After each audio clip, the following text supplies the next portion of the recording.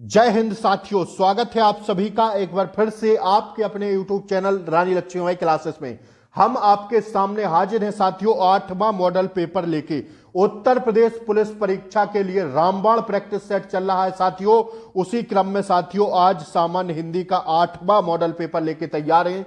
क्या आप लोग तैयार हैं? तो फटाफट 37 क्वेश्चनों के जवाब दीजिए और बाद में टारगेट बताइए साथियों सामान्य हिंदी का कि आज आपका टारगेट कितना रहता है। 7 मॉडल पेपर मैंने करा दिए हैं, लिंक आपको इसी क्लास के नीचे डिस्क्रिप्शन में मिल जाएगी, वहां से आप लोग 7 प्रैक्टिस सेट कर सकते हैं। रामबाण प्रैक्टिस सेट होंगे साथियों, यह आपकी परीक्षा के लिए 37 नंबर पक्के करेंगे। तो आइए साथियों स्टार्ट करते हैं। मात्रा की दृष्टि से दोहा के ठीक विपरीत होता है क्या साथियों? तो क्या होता है? सोरठा होता है। ध्यान रखिएगा क्या होता है? सोरठा इसका राइट आंसर हो जाएगा। ठीक है, ध्यान रखिएगा आप लोग, क्या हो जाएगा राइट आंसर? सोरठा हो जाएगा। अगर सोरठा की बात करते हैं साथियों तो सोरठा को ध्यान रखिएगा, यह एक कैसा है? अर्ध सममात्रिक छंद है और इस छंद में विषम चरणों में 11 मात्राएं होंगी और सम चरणों में 13 मात्राएं होती हैं। That's your answer. दोनों पॉइंट याद रखिएगा। आइए, पीपर पात सरसमन डोला। पीपर पात उपमा अलंकार का कौन सा भेद है? देखिए उपमा अलंकार के 4 भेद होते हैं, वाचक, उपमेय, साधारण धर्म और साथियों उपमान। तो ध्यान रखिएगा पीपर पात में हो जाएगा उपमान अलंकार। कौन सा साथियों? उपमान अलंकार। क्या होगा? उपमान अलंकार होगा, ध्यान रखिएगा। That's your answer. आइए अगला प्रश्न हम लोग देखेंगे दोस्तों। तीसरा प्रश्न ये रहा आपकी स्क्रीन पर, कह रहा है तुलसीदास किसकी कविता है? तो तुलसीदास साथियों मुक्तिबोध, अज्ञेय, हरिवंश राय बच्चन या सूर्यकांत त्रिपाठी निराला। तो तुलसीदास साथियों किसकी रचना है? That's your answer. तुलसीदास से सूर्यकांत त्रिपाठी निराला की कविता है। किसकी? सूर्यकांत त्रिपाठी निराला की कविता है। That's your answer. और सुनिएगा इनकी प्रमुख काव्य रचनाएं हैं अनामिका, परिमिल, गीतका, कुकुरमुत्ता, अणिमा, नए पत्ते, बेला, अर्चना एवं आराधना इत्यादि। किसकी है साथियों? सूर्यकांत त्रिपाठी निराला की। तो सारी आपको याद रखना है। That's your answer. ठीक है ना। आइए अगला प्रश्न को हम लोग देखेंगे। गुनाहों का देवता के रचनाकार हैं कौन?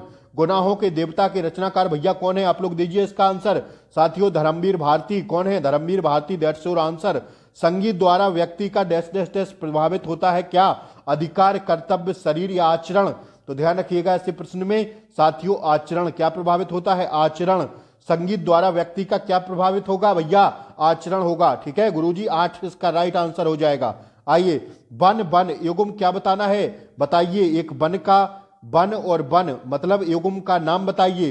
पुनरुक्त युग्म, विलोम युग्म, विलोम युग्म, साधारण निरर्थक युग्म या साथियों पर्याय युग्म। तो दैट्स योर आंसर। छठवां का राइट आंसर होगा ऑप्शन बी, पुनरुक्त युग्म। ठीक है, क्या हो जाएंगे? पुनरुक्त युग्म हो जाएंगे। ठीक है, आइए बढ़े हम लोग आगे। वन वन पुनरुक्त युग्म का उदाहरण है जब जो शब्दों के एक जोड़े के रूप में किया जाता है तो उन्हें शब्द युग्म कहते हैं। जैसे हरे हरे, कैसा? हरे हरे।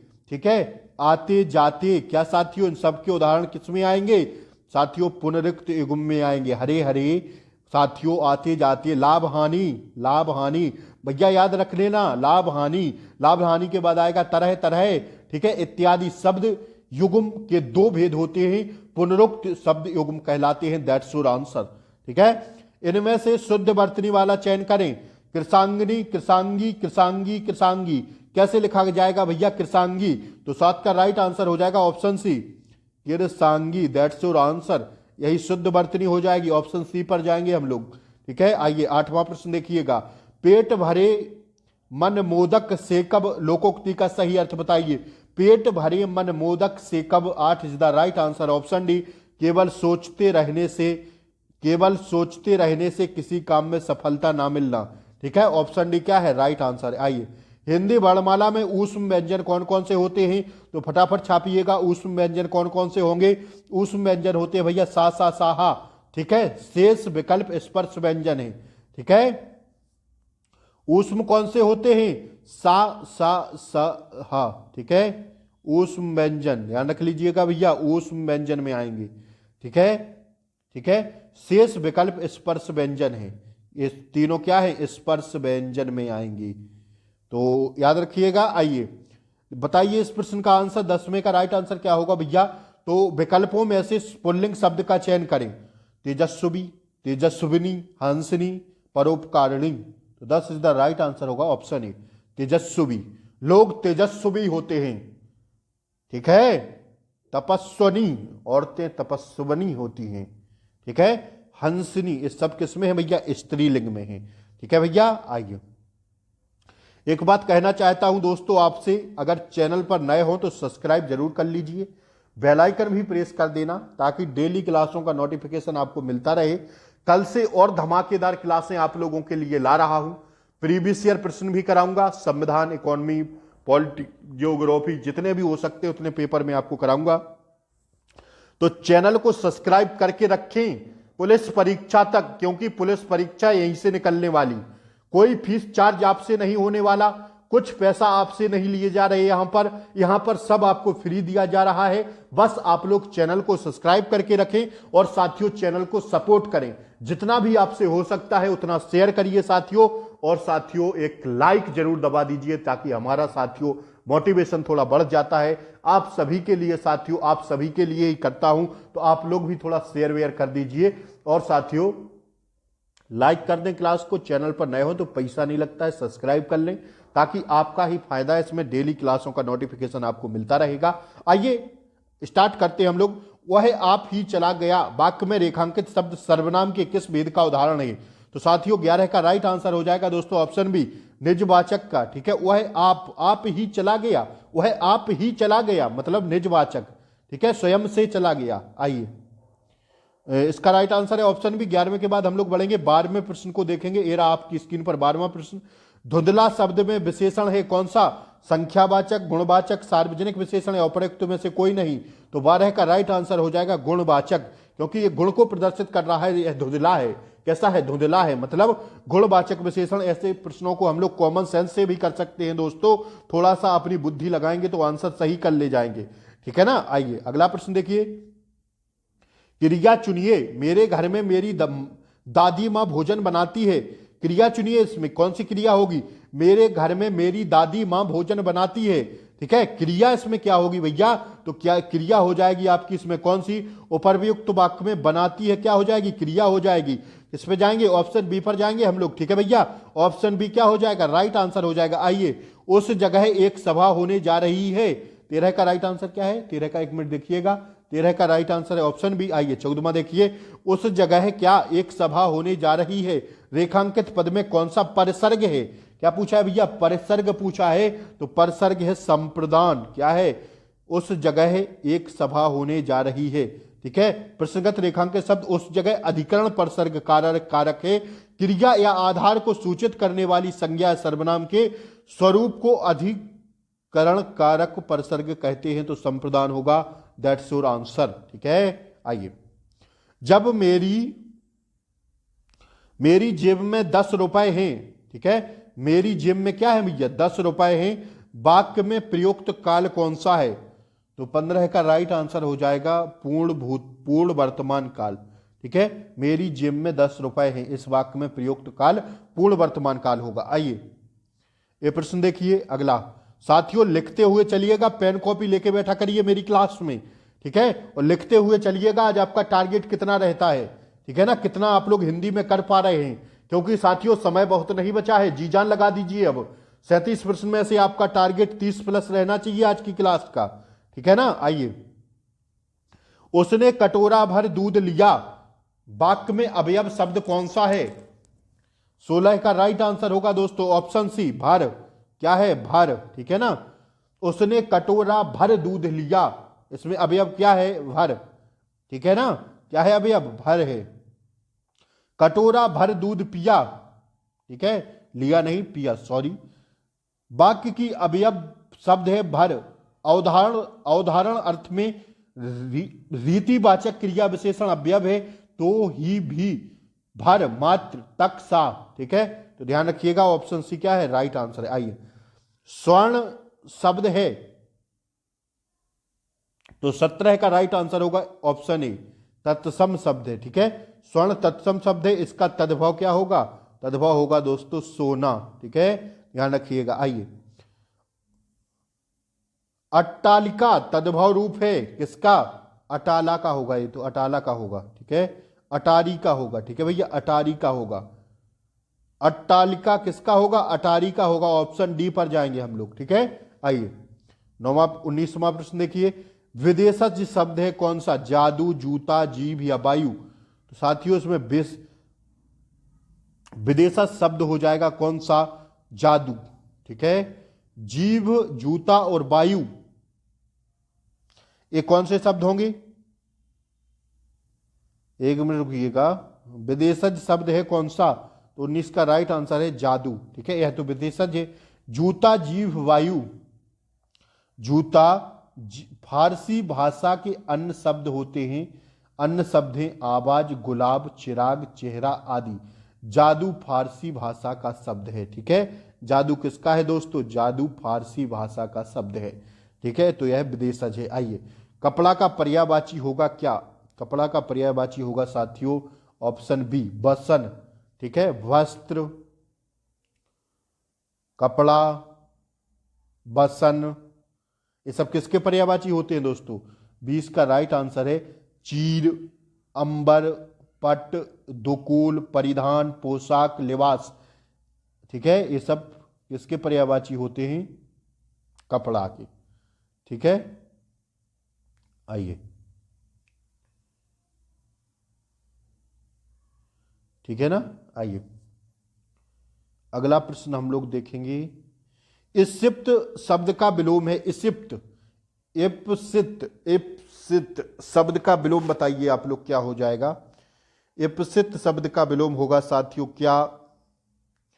अनिसिप्त। क्या होगा? अनिसिप्त। मतलब ऑप्शन ए क्या हो जाएगा दोस्तों?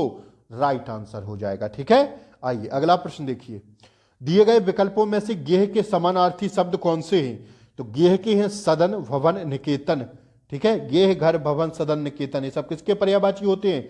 भैया घर के होते हैं। तो ऑप्शन सी पर हम लोग राइट आंसर लगा देंगे, ठीक है। 22 का राइट आंसर ऑप्शन सी लगाते हुए हम लोग कंटिन्यू करेंगे, आगे की ओर बढ़ेंगे। आइए, वह स्त्री जिसका पति परदेश से आने वाला हो, उसके लिए एक शब्द क्या होगा? तो 23 का राइट आंसर होगा ऑप्शन डी,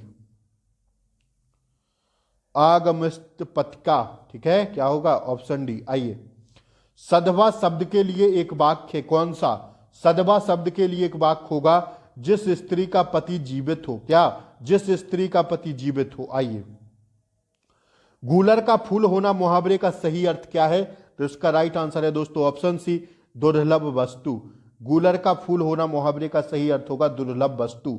ऑप्शन सी हो जाएगा, ठीक है। आइए 26वां प्रश्न देखिए, कक्ष, कक्ष का अर्थ है क्या? कमरा, कांच, कमरा, किनारा, कमरा, तबा या साथियों कमरा कांक। तो कक्ष का अर्थ होगा साथियों 26 का राइट आंसर हो जाएगा ऑप्शन डी, कमरा व कांक, ठीक है। आइए, काक। अपमान में उपसर्ग होगा, उपसर्ग शब्द के पहले लगाए जाते हैं और प्रत्यय शब्द के बाद में लगाए जाते हैं। तो देख लीजिए 27 का राइट आंसर क्या हो जाएगा?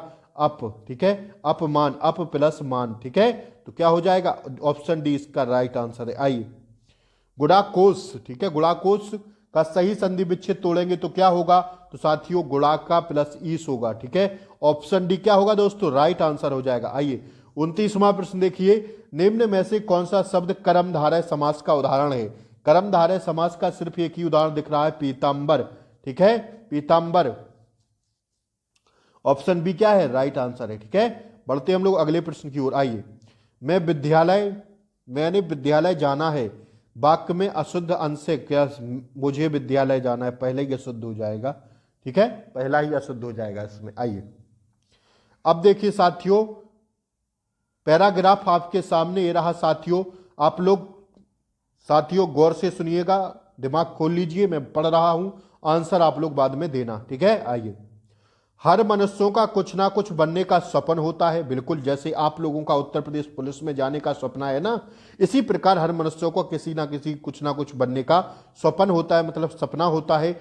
हम अपने सपन को साकार रूप प्रदान करने के लिए उसे अपना आधार और लक्ष्य बना लेते हैं। जैसे आप लोगों ने बनाया, अपने सपने के आधार पर अपने भविष्य की नींव रखना आरंभ करते हैं।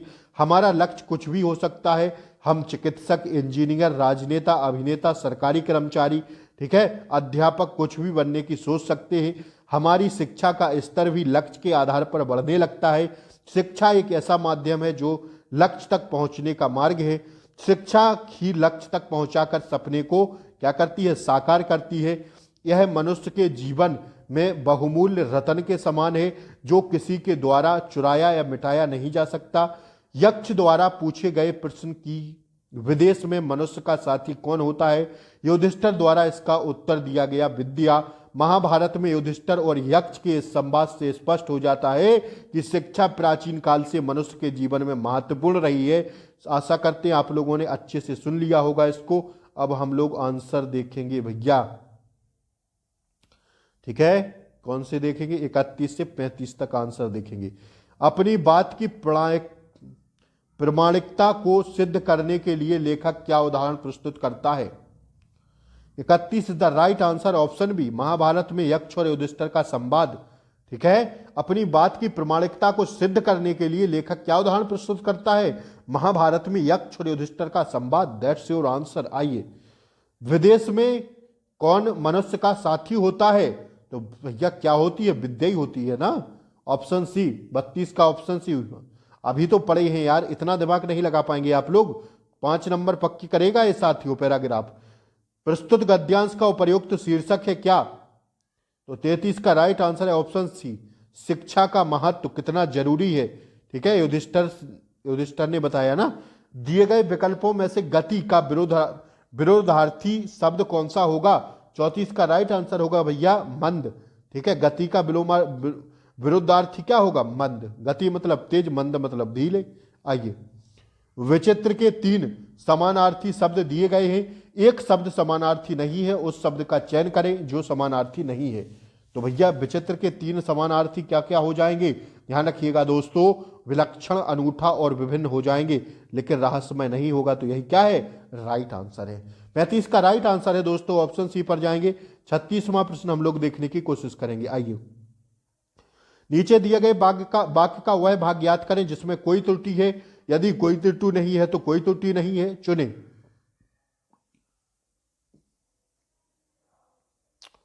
गांधी जी सत्य या अहिंसा में विश्वास करते थे, कोई त्रुटि नहीं है। गांधी सत्य या अहिंसा में विश्वास करते थे। देखिए भैया इसको, इसका राइट आंसर क्या होगा, सत्य या अहिंसा।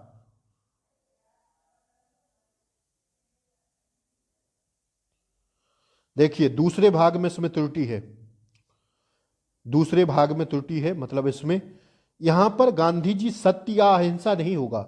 अगर सत्य और अहिंसा होता तो सही हो जाता।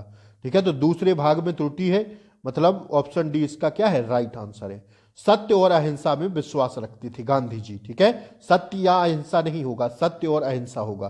तो ऑप्शन डी क्या है, राइट आंसर है। आइए, सही वर्तनी वाले शब्द का चयन करें। सही वर्तनी वाला शब्द होगा दोस्तों कौन सा, सही वर्तनी वाला शब्द होगा विभीषिका। विभीषिका, ठीक है, विभीषिका मतलब ऑप्शन ए। ठीक है, 37 इज द राइट आंसर दोस्तों, ऑप्शन ए। तो भैया 37 प्रश्न आपके सामने मैंने रखे। स्कोर अपना जरूर बताएं कितना रहा कमेंट बॉक्स में। ठीक है साथियों, सुबह की क्लास आप लोग जाके जरूर देख लीजिएगा। यूपी जीके के सारे प्रश्न मैंने सुबह करा दिए हैं। देखिए बहुत अच्छे अच्छे प्रश्न है सुबह की क्लास में, तो इसी क्लास के नीचे आपको मिल जाएगी यह क्लास। ठीक है, फटाफट जाके इस क्लास को भी देख लेना। यही 8वें प्रैक्टिस सेट की जीके जीएस का प्रैक्टिस सेट मैंने सुबह करवा दिया है, फटाफट जाके देख लीजिए। डिस्क्रिप्शन बॉक्स में जाइए, वहां देख लीजिए, सारी क्लासें लगी हैं। एक साइड से सारे प्रैक्टिस सेट कर लेना, और क्लास अच्छी लगी हो तो लाइक शेयर सब्सक्राइब कर देना। मिलते हैं कल 9वां मॉडल पेपर के साथ। तब तक के लिए जय हिंद, टेक केयर, बाय बाय, नमस्कार।